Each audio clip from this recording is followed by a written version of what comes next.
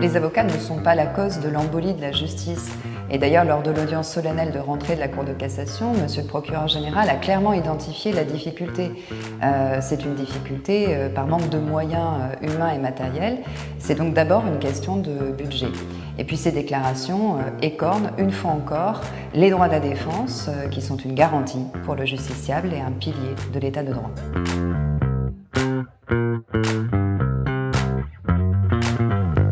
Les audits s'empilent. Ils ont été maintes fois réalisés, notamment dans le cadre des États généraux de la justice. Magistrats, greffiers et avocats soulignent d'abord un manque de moyens humains et matériels, la nécessité de reconstruire la justice civile, revaloriser le travail des magistrats civilistes, réhabiliter la collégialité, se concentrer sur la première instance, produire moins de normes et simplifier. Le constat aujourd'hui, c'est que les délais de jugement s'envolent, s'allongent inexorablement en civil comme au pénal et au détriment immédiat du justiciable, celui qui souhaite divorcer ou la victime d'une infraction.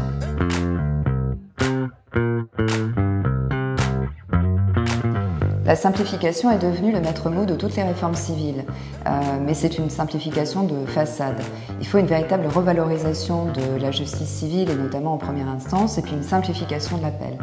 Arrêter avec un formalisme artificiel sans aucun intérêt pour le justiciable, des procédures frappées de caducité ou d'irrecevabilité, et une durée moyenne de jugement en augmentation. C'est une embolisation par des règles de procédure qui limitent l'accès aux juges.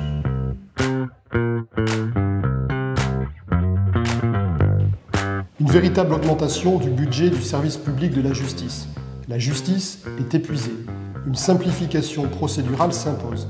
La résorption de la surpopulation carcérale et l'amélioration de la santé en prison.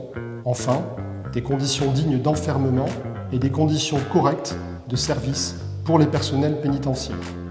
80 000 détenus pour 63 000 places de prison et 4 000 matelas au sol, ça n'est plus tolérable. Il faut des mesures concrètes pour le justiciable. L'arrêt des délais de jugement, un retour vers des délais raisonnables sur tout le territoire, tant en matière civile que pénale. Et puis une attention portée aux droits des plus vulnérables. La présence systématique d'un avocat auprès d'un enfant en assistance éducative.